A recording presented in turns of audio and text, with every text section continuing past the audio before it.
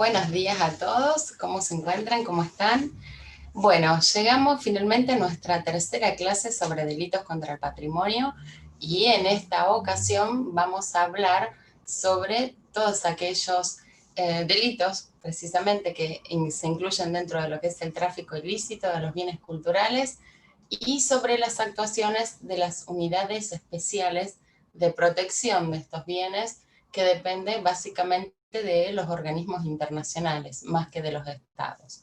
¿Por qué digo esto? Porque, bueno, se supone que los estados son quienes establecen la legislación, por un lado, para la protección de esos bienes que se encuentran en esta situación de delito, pero por otro lado, dependen de los organismos internacionales para su búsqueda y rastreo, e incluso se sirven también de las bases de datos de otras organizaciones, ya sean de carácter público o privado, donde se van a ir cargando los datos y que se comparten, digamos, mundialmente para poder encontrar estos bienes que han sido sustraídos de una manera ilícita y poder dar con ellos, ya sea tanto en tiempos de guerra como en tiempos de paz. Vamos a ver también algunas cuestiones sobre el resguardo en cuanto a los monumentos y en los sitios patrimoniales y aquellos sitios también que son declarados como patrimonio de la humanidad, e incluso hablaremos también de las actuaciones que tiene Interpol, FBI y Carabinieri especialmente, que son los grupos más fuertes de estas unidades que protegen el patrimonio. Como primer recurso que voy a utilizar para esta clase, bueno, al igual que en las anteriores, perdón, vamos a encontrar algunos videos en referencia a las campañas que viene haciendo UNESCO desde hace ya muchísimos años, y les quiero compartir este videito que dura 3 minutos, que es una joyita, que se trata precisamente de cuando Ellen Wilkinson, que era ministra de Educación en el Reino Unido, proclamó la adopción de la Constitución de la UNESCO en 1945. Un hecho que fue emblemático también, no solamente para el resguardo patrimonial, sino también en el reconocimiento de los derechos humanos, ¿no? Bueno, ahí vamos a compartir. Aquí está. Es breve el video, así que vamos a poder verlo sin inconvenientes.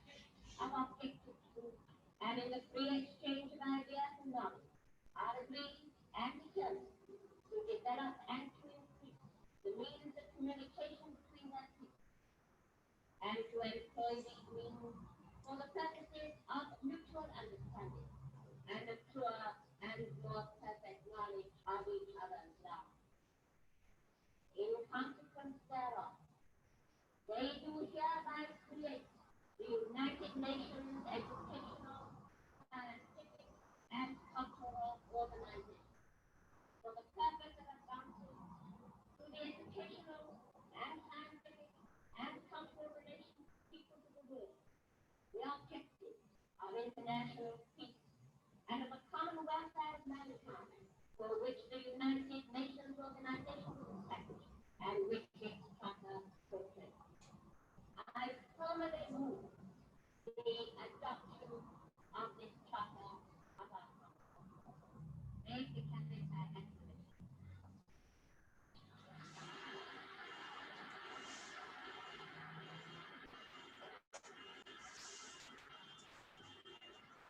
Bueno, como habrán visto, es un video que es muy fuerte, ¿no? Porque precisamente el establecimiento de la UNESCO es un poco lo que sienta las bases también para todo lo que es el resguardo patrimonial en cuanto a los temas que a nosotros nos interesan y que venimos charlando. Ahora vamos a ver la presentación de la clase, que también la van a tener incluida en el Classroom, y después vamos a cerrar con una campaña que es UNESCO que se llama Unidos por el Patrimonio, que es la campaña anterior a la que salió actualmente por este 75 aniversario. Bueno, a ver, voy a detener el video si no hay interrupciones. Ahí vamos.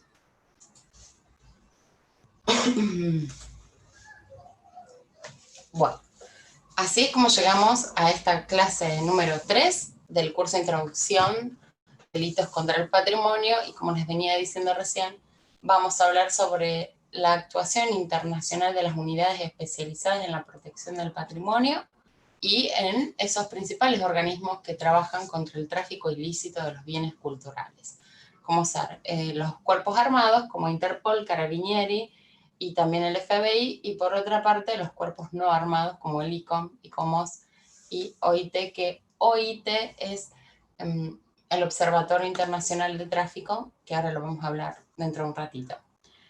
Bueno, básicamente, y en cuanto a lo que venimos hablando sobre todos estos delitos que se cometen contra el patrimonio y que muchos de ellos tienen que ver con el robo, con el despojo, con el saqueo, llegamos a la conclusión de que los bienes culturales robados más frecuentemente varían dependiendo del país. O sea, recuerden esto que yo les decía que, por ejemplo, aquí en América Latina hay como un gran yacimiento arqueológico y paleontológico que, bueno, desde que se cometen esos delitos, posteriormente cuando ingresan al mercado de tránsito y de comercio para el tráfico, ahí empiezan a tener como otro resguardo y obviamente que bueno, son como buscados y rastreados mundialmente por estas organizaciones, ¿no?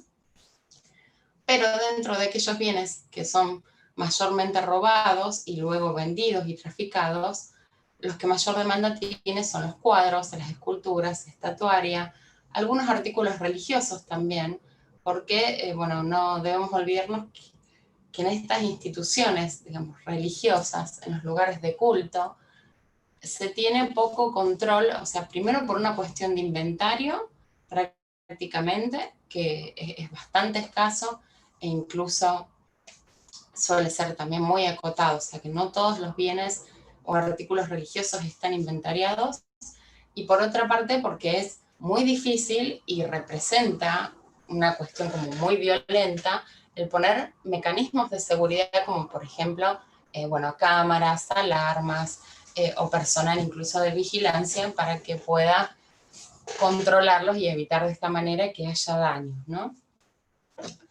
Pero igualmente los artículos religiosos, ya sea de cualquier religión, son muy susceptibles de ser robados. También se roban libros, muebles, monedas, muchas veces, armas y artículos en oro y plata. Fíjense que en esta nube, digamos, de artículos robados para el robo, es una característica principal el hecho de que pueden ser transportados, ¿no? O sea, no son bienes de gran dimensión, o sea, de un formato descomunal que implica toda otra logística, sino que es muy fácil de obtenerlos, de hurtarlos y de sustraerlos. Hoy en día es muy común que existan falsificaciones también de los objetos mencionados anteriormente para poder venderlos de igual manera en el mercado ilícito. El tráfico de los objetos culturales falsos ha aumentado especialmente en las áreas de conflictos armados, y recuerden que el hecho del delito de falsificación implica también otros 3 delitos, ¿no? Que es la estafa, la usurpación de identidad y el derecho a la propiedad, ¿no? El derecho intelectual. Como venimos diciendo, hay organismos que se encuentran encaminados en esta lucha y en la prevención contra los delitos patrimoniales e incluso contra el tráfico de los bienes culturales. Digo incluso porque hay muchos delitos que cuando quedan, digamos, dentro de su estado, o sea, no son considerados dentro de lo que es el circuito de tráfico. Ya cuando atraviesan las fronteras y hay un paso fronterizo de por medio, es ahí cuando se consideran que han comenzado a ingresar en este circuito. Dentro de estos organismos encontramos algunos privados, como por ejemplo Art Laws Register, que es una base de datos que es internacional, con sede en Alemania. O sea, Art Laws empezó registrando todas aquellas piezas perdidas durante la época del nazismo, que tuvo también la ayuda desde el lado norteamericano de IFAR, que es la Fundación Internacional de Búsqueda de Arte. Tenemos también como públicos el organismo de ELICOM, que es el Consejo Internacional de los Museos, ICOMOS, que es también el Consejo Internacional, pero para monumentos y sitios patrimoniales, el ICMS, que es el instituto referido, mejor dicho, es un comité, no es un instituto, es un comité internacional para la seguridad de los museos, que ellos son quienes más que nada están detrás de todas estas cuestiones de la vigilancia, de la seguridad, de establecer rutinas y normas para el resguardo de los bienes culturales que amparan. Encontramos también el Observatorio de Tráfico Ilícito, que funciona un poco como un centro de intercambio de información, básicamente, y está constantemente actualizado. Después tenemos Interpol, UNESCO, Carabinieri e incluso, el Comité de Búsqueda, digamos, y de Patrimonio Mundial para el salvataje del patrimonio mundial, que incluso también ellos declaran cuáles son los sitios que deben ser de resguardo patrimonial. Con respecto a la placa anterior, que este es su logo, recuerden que les comentaba que para ingresar a la lista del patrimonio mundial tienen que cumplir con ciertos requisitos, y que el simple hecho de estar en esta lista demanda deberes y obligaciones también que tienen que tener los estados con respecto al mantenimiento de ese bien en esta lista, ¿no? Que está relacionado no solamente a poder destinar recursos económicos para su mantenimiento, sino también a cuestiones de educación, de preservación, de investigación, y que los hace precisamente que puedan tener esta categoría a nivel mundial por sobre otros bienes. Estos organismos trabajan en cooperación unos con otros, cruzan información alrededor de todo el mundo, destinan recursos a la formación permanente del personal. Esto es muy importante. Vamos a ver especialmente en todo aquello que se refiere a UNESCO vinculado con Interpol. Actúan de manera coordinada, también volviendo a lo dicho anteriormente, con esto de que destinan recursos para la formación, no solamente es del personal, sino también de toda la población que se ve implicada, digamos, de una manera general. Por ejemplo, en los sitios donde hay yacimientos arqueológicos, paleontológicos e incluso muchas veces subacuáticos, se trata de involucrar a la población, porque es ahí donde reside este sentimiento de apropiación cultural del patrimonio. No puede defender aquello que no conoce. Y el hecho de poder implicarlos y de poder mostrarles cuál es su patrimonio y formarlos en cuanto al resguardo, permite que en muchas ocasiones, por ejemplo, en lugares donde se están realizando excavaciones de manera ilegal, terminan siendo aquellos pobladores de esas zonas quienes dan aviso a los principales organismos, o por ejemplo a la policía o a Interpol, ¿no? Ellos actúan siempre de manera coordinada entre las distintas organizaciones por este sentido de la cooperación, y es fundamental también, como se dice desde la UNESCO, y ese baluarte, digamos, que tienen ellos de poder formar en la lucha, no solamente contra el tráfico, sino también en cuestiones de educación, de ciencia y sociales, que es muy fuerte. A través de esto crean herramientas que son útiles para combatir el tráfico, que son aplicadas a través del ICOM, por ejemplo, en las instituciones de carácter cultural, ¿no? Como por ejemplo, hablamos de los museos. No solamente lo toman con instituciones públicas, sino que también están destinadas a ayudar al personal que trabaja en los organismos del Estado, como por ejemplo en aduanas, o donde hay controles de esta magnitud, para poder detectar estos bienes que son ilícitamente traficados.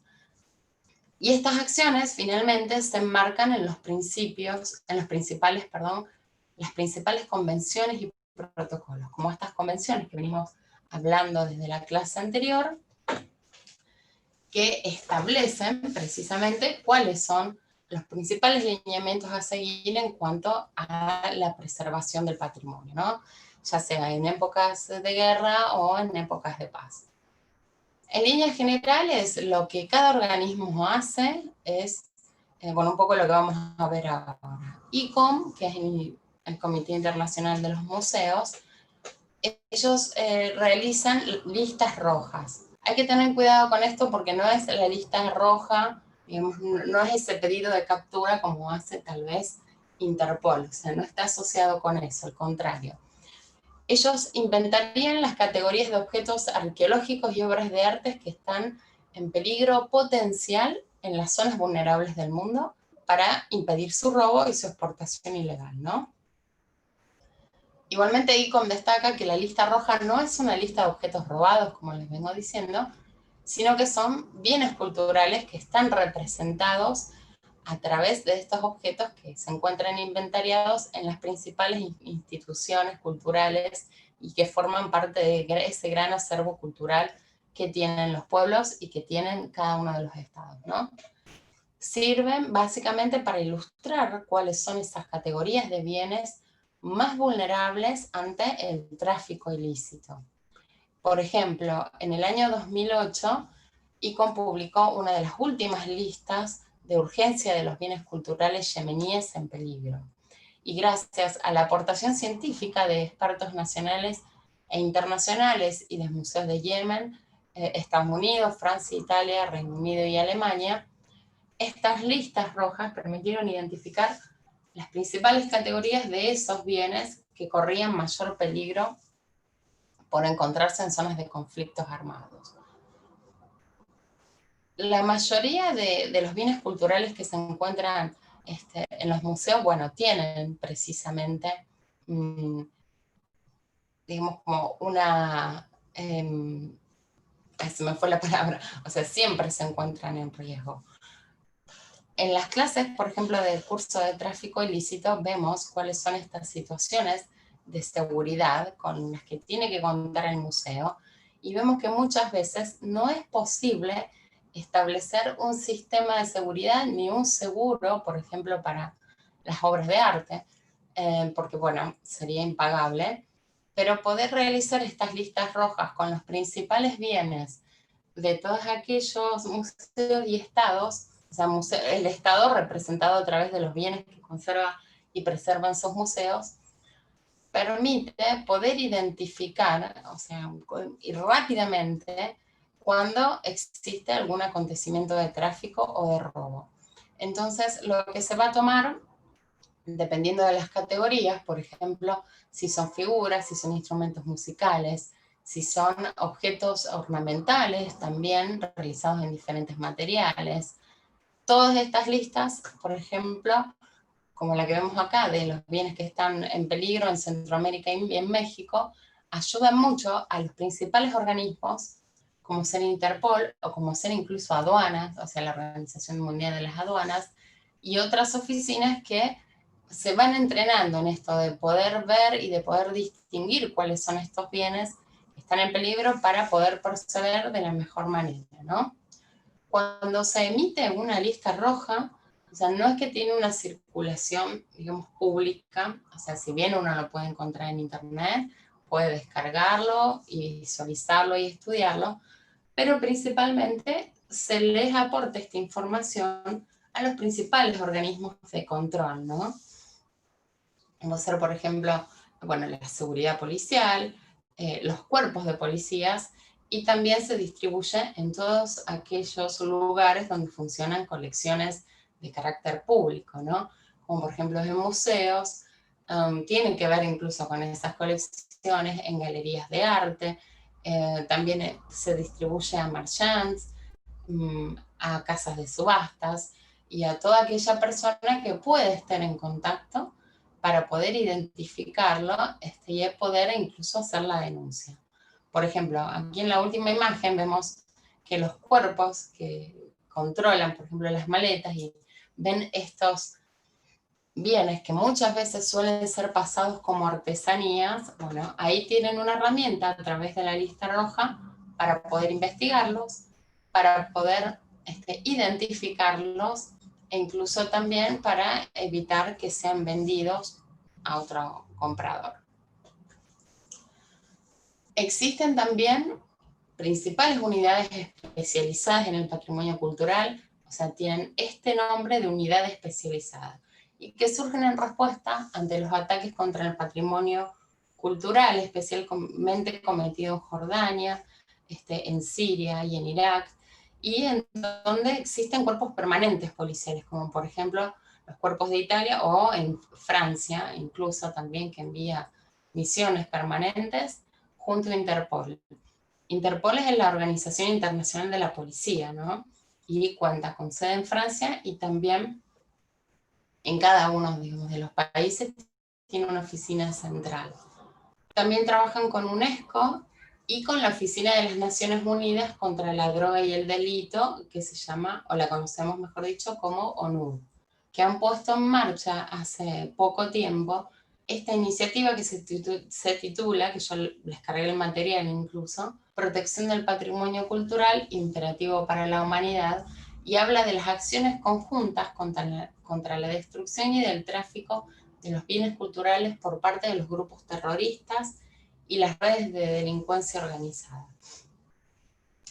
Interpol, como es sabido, trabaja mucho con estas organizaciones en cuanto a la detección incluso también de los grupos terroristas. O sea, y si bien existe una oficina especializada de la ONU, que es contra la droga y el delito, ellos también interactúan e intercambian información constantemente para poder localizarlos e intervenir en los casos que son necesarios.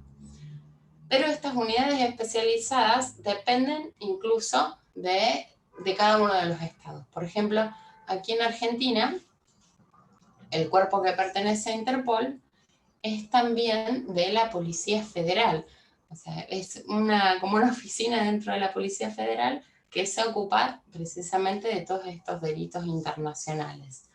Interpol muchas veces no tiene incidencia en los delitos nacionales, sino que al contrario, se maneja como una cuestión internacional y como una red internacional que baja después a cada uno de los organismos policiales locales. Por eso, por ejemplo, en el caso de sufrir una sustracción o un robo, el primero, digamos, que debe saber, que debe estar en conocimiento sobre ese delito que se ha cometido, es la policía, ¿no? Porque desde ahí hay todo un mecanismo, digamos, de circulación de la información para poder poner en alerta, digamos, mundial que han sucedido, digamos, estos delitos y que hay piezas que se encuentran en circulación o están empezando a transitar en este camino del tráfico ilícito y que por eso, bueno, es bueno conocerlo para poder frenarlo en el momento correcto. Este proyecto de las unidades especializadas y del imperativo para la humanidad con respecto a las acciones en cuanto a la destrucción y el tráfico ilícito de los bienes, van a establecer, tienen mejor dicho como objetivo, el establecer herramientas y soluciones para luchar contra el tráfico, para identificar incluso posibles lagunas en las legislaciones nacionales e internacionales, con miras a proteger el patrimonio cultural de todo el mundo. En cuanto a la legislación internacional, sucede que si bien resguarda muchas y tiene en cuenta como muchas posibilidades de aquellas piezas que son traficadas y en cuanto a la propiedad, la mayoría de los estados no tienen muy en claro eso. Y, por ejemplo, aquí en Argentina se exige un propietario anterior. Pero si yo, por ejemplo, recibo un bien cultural, o no un bien cultural, pongámosle cualquier tipo de bien, si a mí me lo donan, ya sea bueno, por donación o por legado, o incluso como herencia, yo debo poder demostrar que ese bien cultural tuvo un propietario anterior. Pero, ¿qué sucede en el caso de que esa propiedad se haya, digamos, disuelto? Que es como yo les contaba con todos aquellos bienes que han venido desde Europa después de la Segunda Guerra Mundial, donde se les borra esa genealogía y en donde, no, a no ser que haya una investigación como muy profunda, no se puede determinar precisamente cuál es esa procedencia. Aquí, bueno, les he puesto algunas fotos sobre algunas operaciones que desarrollan de manera conjunta. Hay dos operaciones que son muy importantes que ha hecho estas unidades especializadas de patrimonio. A través de las mismas han podido encontrar y localizar y restituir incluso muchísimas piezas, no solamente, digamos, de carácter de obras de arte, sino también de bienes arqueológicos, que por suerte y gracias al convenio, digamos, que existe de UNIDROIT, se han podido restituir tranquilamente a sus países de origen. Estados Unidos, a través de su oficina con el FBI, hay una sección también que está abocada a los delitos de arte y realizan muchísimas investigaciones para el rastreo de las piezas que están en su territorio y después poder devolverlas. Después vamos a ver esta fotito que es de los cascos azules, que es un poco, sería como un cuerpo de salvamento que tiene la ONU e incluso que también trabajan en UNESCO, donde ante situaciones de catástrofes, como por ejemplo aquí que ha habido un terremoto y que ha habido, digamos, el colapso de una estructura, dependiendo de la gestión de riesgos que tenga cada uno de los países, existen estas unidades especializadas para poder rescatar todos aquellos bienes culturales que son muy importantes para cada una de las naciones. En Italia, por ejemplo, con los terremotos que hubo en la zona del Áquila hace unos años atrás, lo que se hizo fue, y como ya vienen desde hace tiempo, o sea, lo tienen previsto como que es un factor de daño patrimonial muy grande el tema de los terremotos. Y si bien no tienen fortalecidas las estructuras, o sea, en cuanto al riesgo sísmico, sí tienen muy aceitado esto de poder rescatar los bienes culturales, no tratarlos en el momento, sino que van a un gran depósito que se encuentra muy resguardado, donde todos aquellos bienes que le pertenecen al Estado y que han sufrido algún tipo de deterioro por estas causas de sucesos naturales que destrozan literalmente el patrimonio, son llevadas ahí y ahí son estudiadas, analizadas, son restauradas y hasta que pueden volver a su lugar de origen. Aquí vemos otra fotografía con uno de los cuerpos bueno, en zonas de conflicto armado, donde se ve que puede rescatar una pieza patrimonial que seguramente ha encontrado por ahí tirada, básicamente. Tenemos otra foto del cuerpo de carabineros ahí en pleno Coliseo, que hicieron la presentación de estas piezas que habían sido recuperadas. Estas pertenecen a piezas de origen griego.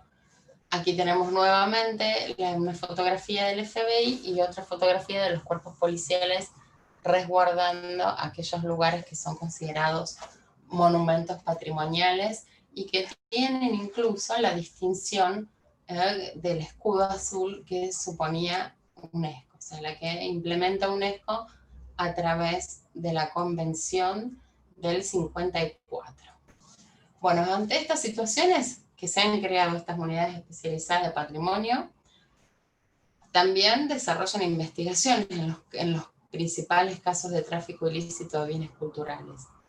Yo aquí no lo he puesto, pero hay una organización que se llama Ojo Público, que ellos se han reunido, o sea, es un grupo de periodistas de toda Latinoamérica que se han reunido precisamente para poder investigar casos de tráfico ilícito, pero toman incluso, o sea, y lo hacen un poco como Interpol, es como de carácter más público, todas las conexiones que tienen con respecto, por ejemplo, a la esfera política, a ciertos, digamos,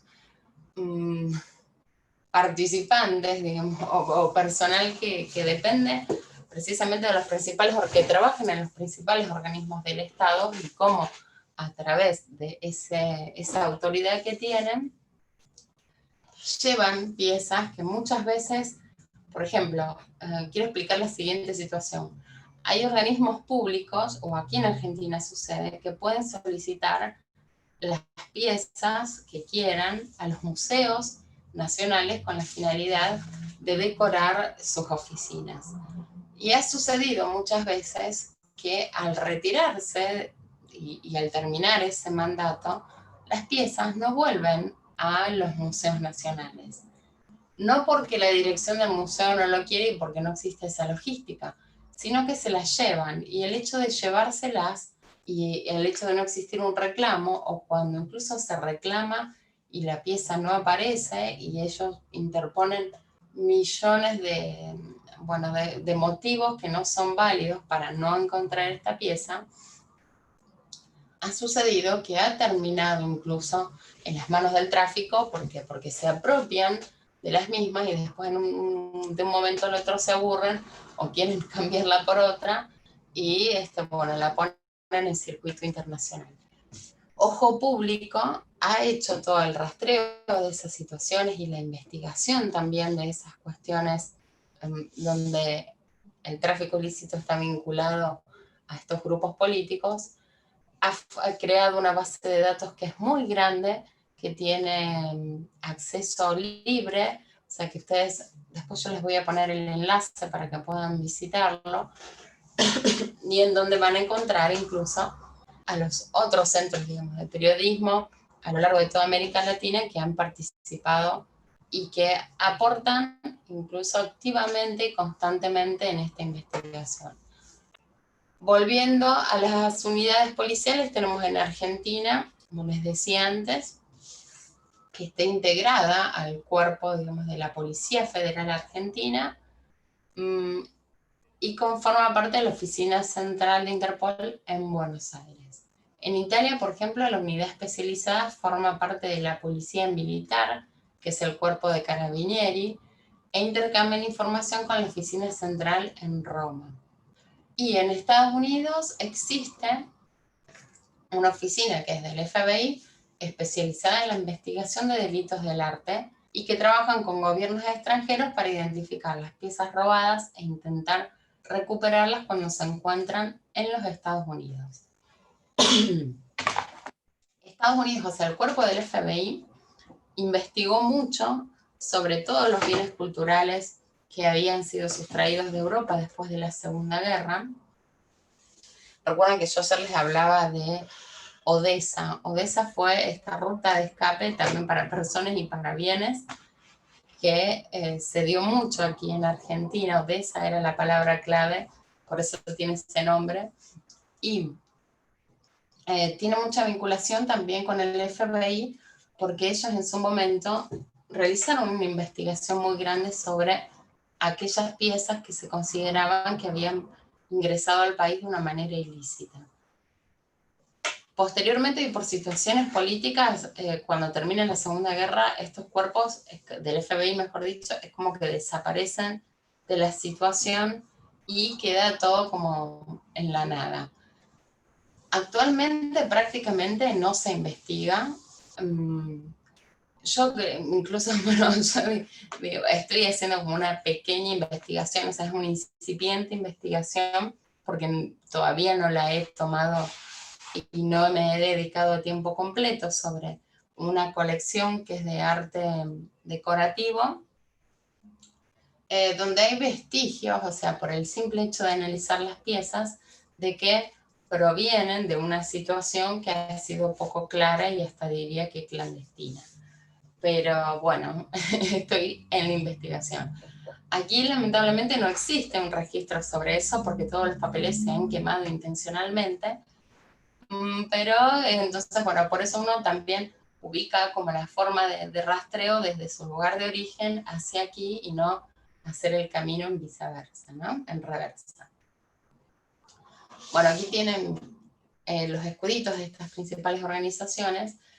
Y en cuanto a los recursos que venimos hablando, que implementan estas organizaciones, desde Interpol tenemos un recurso que es muy importante, que es la ficha Object ID y el formulario CRIGENERD.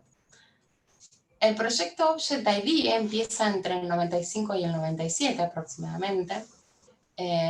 Lo establece la Fundación Getty y ICOM actualmente es quien tiene el derecho, digamos, libre de uso de esta planilla Object ID y de este proyecto, y a través de Interpol han podido, digamos, formar o establecerlo junto con ICOM como una ficha que es una norma unificada internacional para describir los objetos culturales y que fue en su momento desarrollada a través del Getty con la comunidad museológica, con la policía, con agentes de aduana también, con marchands y otros comerciantes de arte, como por ejemplo en casas de subasta y demás, las industrias del seguro y tasadores.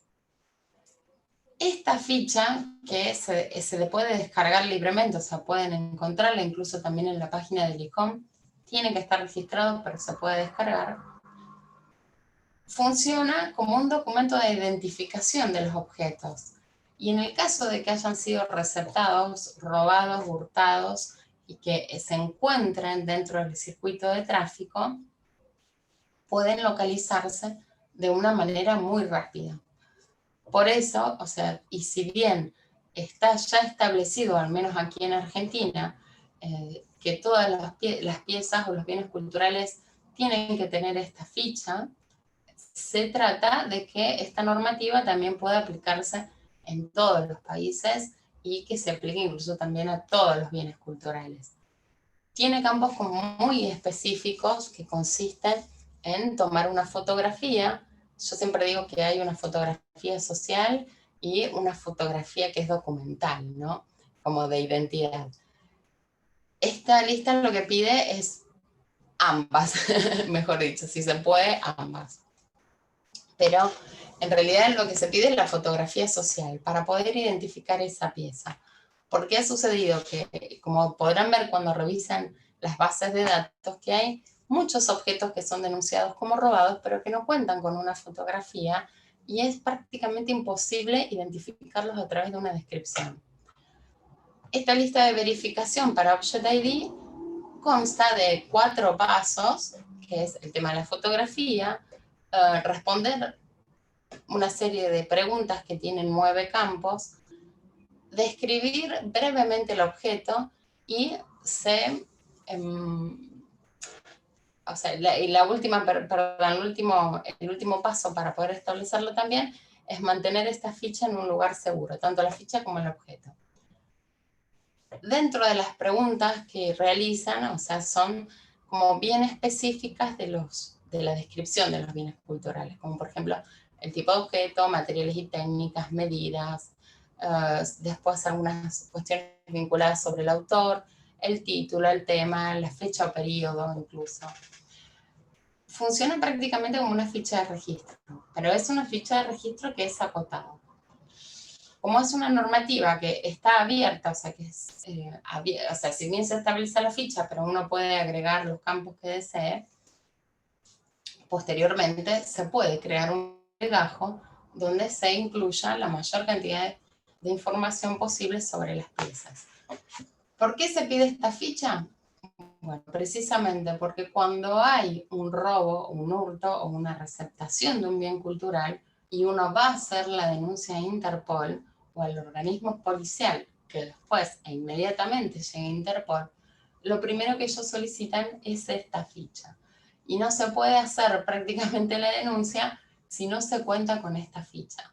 Que después todos estos datos van a ser cargados a la base de datos principal de Interpol y desde ahí se envían a las diferentes oficinas el pedido de captura e incluso se cargan online para que uno pueda verificarlo, seguirlo y verlo. Por eso es tan importante este recurso que utiliza.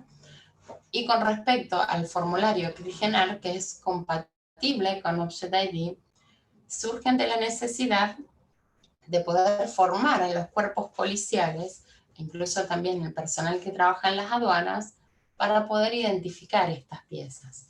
El formulario CRIGENAR es como si fuera un multiple choice con las diferentes opciones. Por ejemplo, con respecto a los materiales y técnicas. La clasificación de materiales y técnicas pone todos los materiales, todas las técnicas, y en donde uno tiene que ir marcando con una crucecita a la que pertenece el objeto.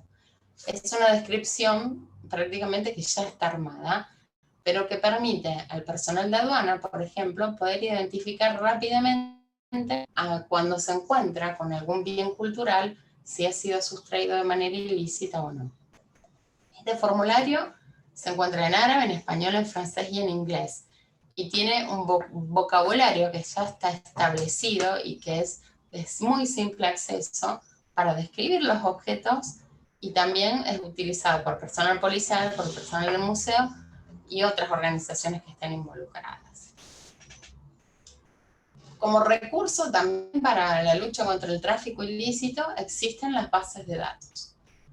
Como hablamos en un primer momento, tenemos la de Interpol, tenemos la base de datos de ICOM, que funciona a través de esta base de datos de las listas rojas, donde se encuentran los principales bienes que están en peligro de sufrir algún daño contra su integridad y precisamente el robo o el tráfico.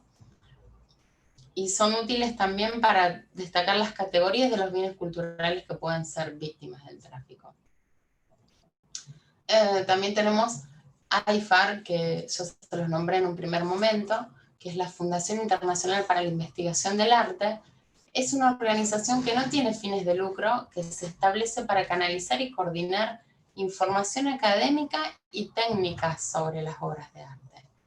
Y proporciona también un marco administrativo y legal dentro del cual los expertos pueden expresar las opiniones objetivas sobre esas piezas. Estos datos se encuentran a disposición ya sea de personas públicas, o sea, cualquier persona, asociaciones y agencias gubernamentales. De AIFAR en algún momento se desprende Art Loss Register, que es una base de datos de arte robado. Es la base de datos más grande del mundo, que tiene información sobre arte, antigüedades y objetos coleccionables que se han perdido y que se han robado, ¿no? Es una empresa que es independiente, que tiene fines de lucro, con sede en Londres. Yo antes les dije que era en Alemania, perdón, me equivoqué, tiene sede en Londres, y deriva de la Fundación Internacional para la Investigación del Arte, o sea, de AIFAR. AIFAR tiene sede en Nueva York.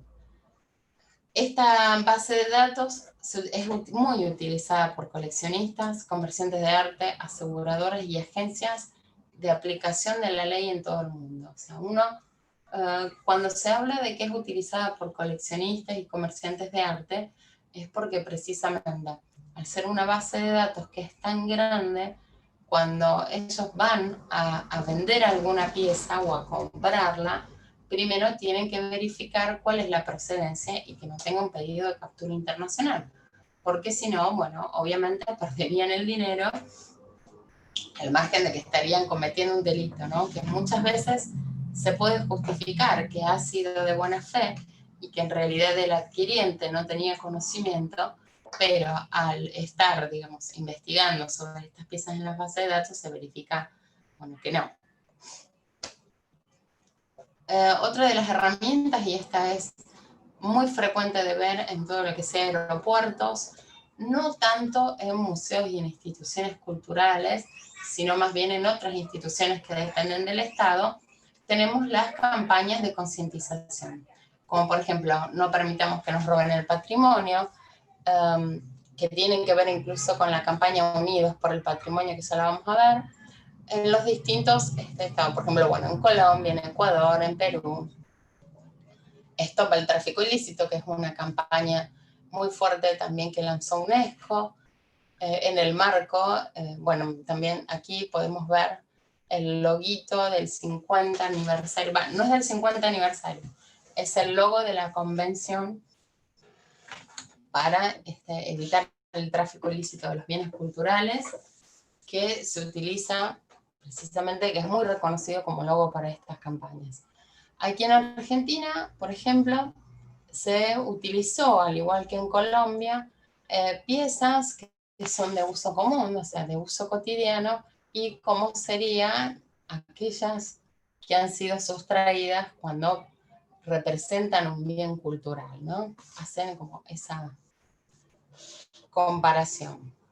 Tenemos, bueno, también esto, o sea, son muy gráficas, o sea, en vez de contener mucha información escrita, como funciona bien en las campañas de visibilización, bueno, tiene un contenido que es realmente muy gráfico y que llama mucho la atención.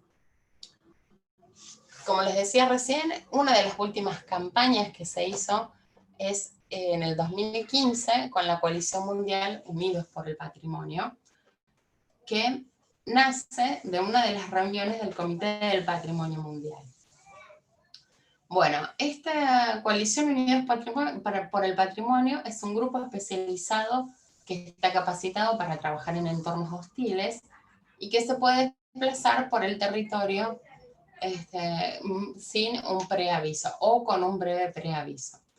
Puede actuar ante casos de catástrofes naturales, ante misiones de mantenimiento de la paz y ante situaciones difíciles, previas o posteriores a un conflicto, ¿no? Y esta campaña tiene la particularidad de que como considera también que el mundo últimamente se mueve de manera virtual, ellos fueron uno de los primeros que utilizaron el hashtag de Instagram precisamente para crear una campaña de constante circulación, para llegar también a los públicos más jóvenes. Entonces, con este hashtag de United for the Heritage, ustedes los pueden encontrar y seguirlos también y estar al tanto de todos aquellos delitos que se cometen más que nada en los países que tienen conflictos armados.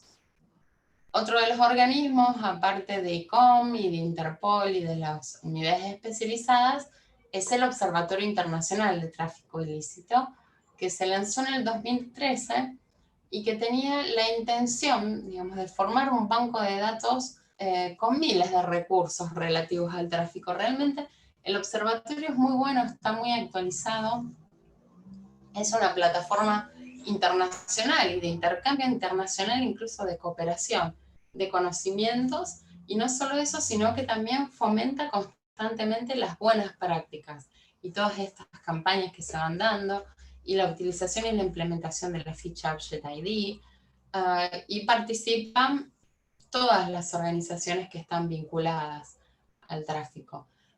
Los principales objetivos que tiene es mejorar los métodos de vigilancia, reunir los datos para poder realizar investigaciones científicas y fomentar el intercambio de estas buenas prácticas, como les dije anteriormente. Desempeña también un importante papel en la sensibilización sobre el tráfico de bienes culturales. El observatorio de tráfico no es demasiado visible como, por ejemplo, UNESCO, pero existe. Yo creo que todos aquellos que nos interesamos en estos temas somos un poco los que tenemos mayor conocimiento sobre la existencia de este observatorio, pero realmente se los recomiendo porque, bueno, es muy, muy bueno, está muy actualizado.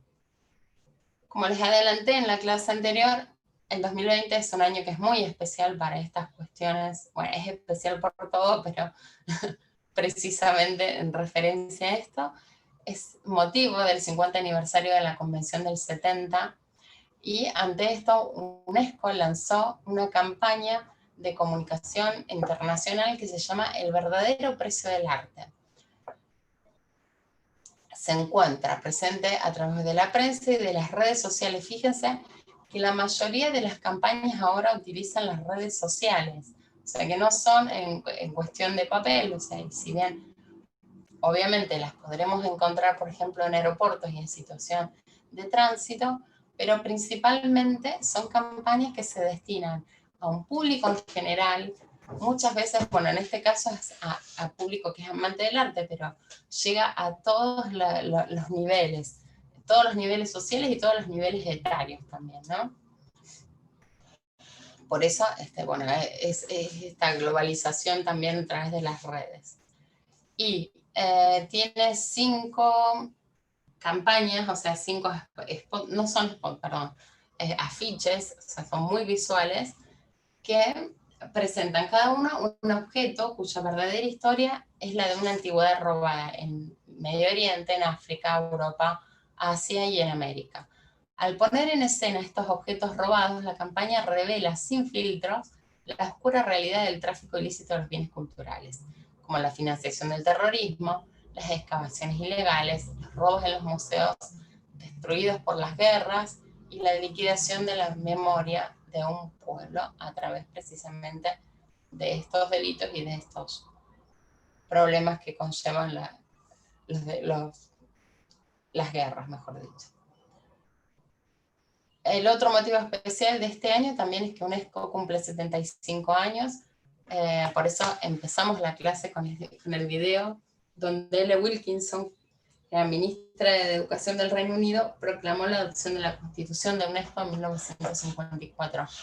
Fue realmente la dimensión que tuvo ese acto, o sea, el hecho de poder proclamar la Constitución de la UNESCO representa un resguardo que es legal, que es muy fuerte. O sea, tener instituciones como por ejemplo ONU y UNESCO, por más que no parezca o que parezca que no tienen incumbencia en ciertas cuestiones, bueno, al contrario. O sea, son instituciones que son muy fuertes, organismos muy fuertes, que tienen una trayectoria también muy marcada, muy cuestionada en algunas ocasiones, porque, por ejemplo, como recordarán, hace poco fue muy cuestionada esta situación del hecho de qué sucedía con la Catedral de Santa Sofía, ¿no? Por una cuestión, bueno, religiosa, que se les saca esa clasificación de patrimonio de la humanidad, se lo deja. ¿Qué sucede con eso? Bueno, por eso, en esa situación, por ejemplo, se la cuestionó mucho porque se dijo que UNESCO no hizo nada y que el patrimonio de la humanidad tiene que seguir siéndolo siempre, y no por una cuestión de que cumpla o no con ciertas categorías, eso no lo saca de la lista. Un revuelo muy interesante con eso.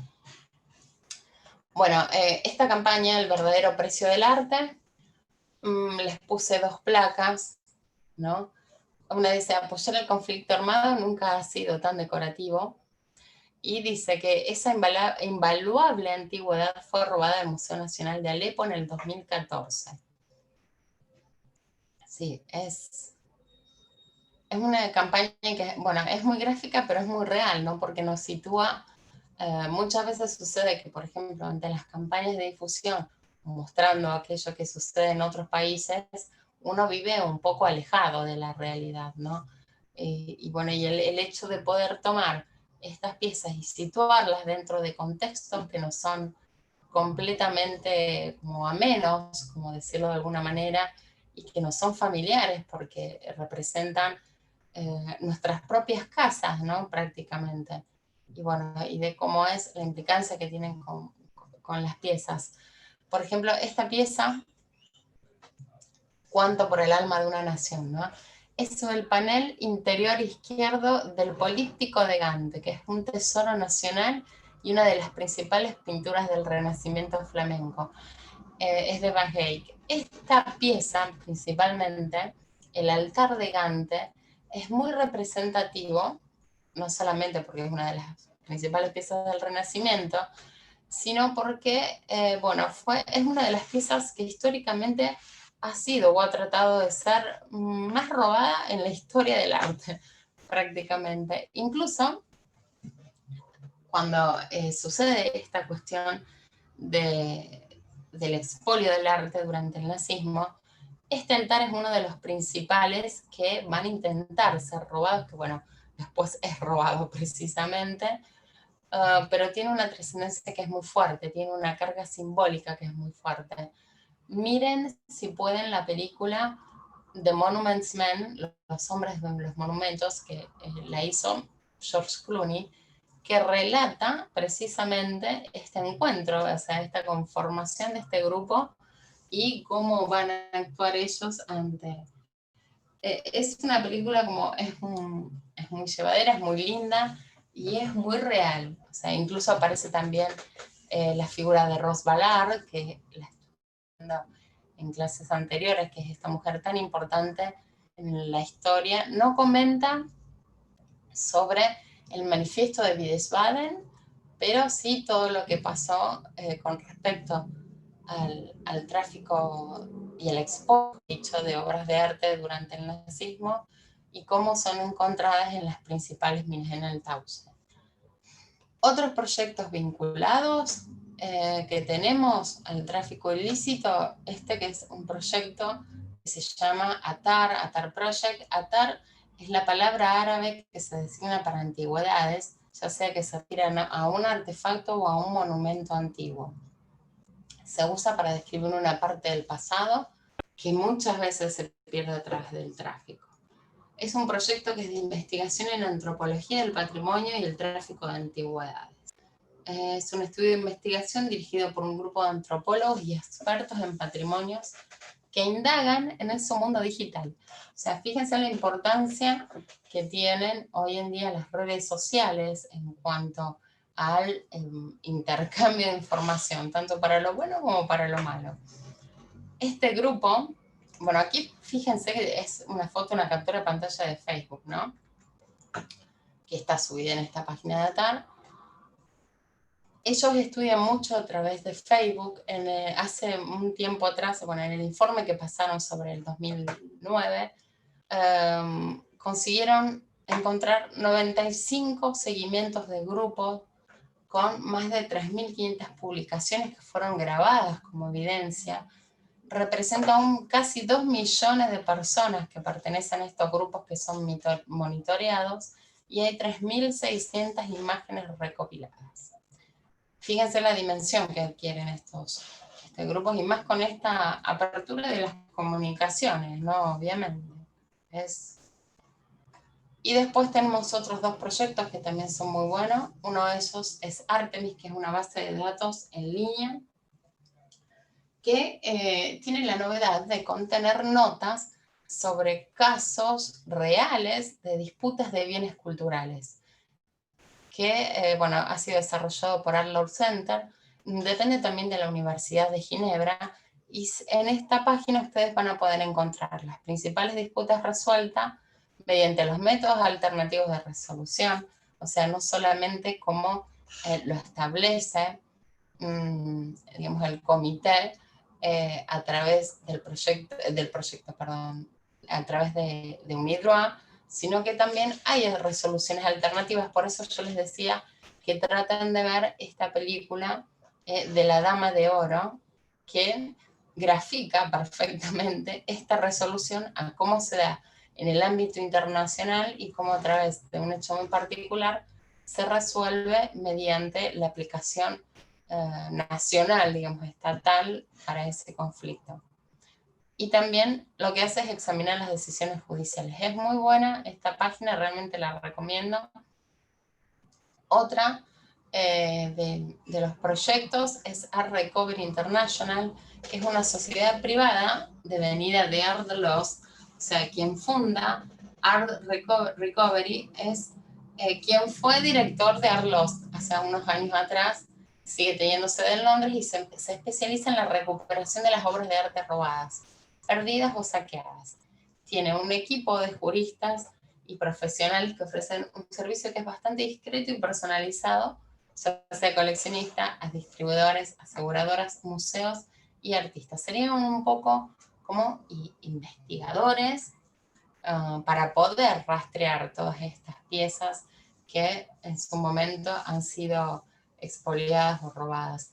Es muy representativo el logo que toma Art Recovery, porque bueno, no solo son simples líneas, sino que es la famosa fotografía que circula del Museo del Hermitage cuando tuvo que ser vaciado completamente y quedaron solo los marcos de las pinturas. O sea, se retiran. Yo esta fotografía la tengo, no disponible ahora, pero se las voy a mostrar porque es muy linda. O sea, no es muy... Es una linda fotografía, a mí realmente me encanta y la he utilizado mucho, pero tiene una carga que es muy fuerte. Y este logo que ellos utilizan es esa visión de la galería completamente despejada con los paneles laterales y los marcos que se ven vacíos en esa situación de despojo total, ¿no? Bien. Bueno, hemos concluido entonces esta tercera clase y este curso de introducción a los delitos contra el patrimonio. Como actividad para la clase anterior, para la clase número 2, y esta van a encontrar un pequeño cuestionario que es sobre los temas que hemos venido hablando y desarrollando. Recuerden que, bueno, al ser un curso de introducción, hay muchos temas que a mí me hubiera encantado desarrollar y que dan para hablar muchísimo. Pero bueno, ya los vamos a poder ir viendo a lo largo del año que viene, si Dios quiere, que podamos volver a encontrarnos. Como siempre les digo, tienen mi dirección de correo ante cualquier eventualidad o consulta que quieran realizar, o incluso si quieren profundizar en algún tema y solicitarme algo de material sobre el mismo, estoy completamente disponible para facilitárselos. Así que bueno, espero que les haya gustado este curso, espero que les haya servido y que les haya sido muy útil en cuanto a poder integrar todos aquellos conocimientos básicos que tenemos que tener sobre cuando hablamos, mejor dicho, de los delitos que se cometen contra el patrimonio y cómo eso transita, digamos, hacia el tráfico ilícito de los bienes culturales, y saber incluso que existe una legislación internacional, que sería bárbaro poder revisar también cómo es la legislación en cada uno de los estados, que muchas veces lo hacemos, o sea, dependiendo de los casos que se van analizando, pero lo importante es que siempre se tiene como horizonte, ahí en el faro en el horizonte, son todas estas legislaciones internacionales que van naciendo a medida que el mundo avanza, ¿no? Con el apoyo de UNESCO y del resto de las organizaciones que son muy fuertes y que en su gran mayoría, o sea, son organismos que dependen de UNESCO y que dependen también de Naciones Unidas. Bueno, ha sido un placer compartir estas horas con ustedes y ante cualquier consulta, comentario, pueden cargarlo en el Classroom si no me escriben, y nos vemos en breve. Muchísimas gracias por su atención. Hasta luego.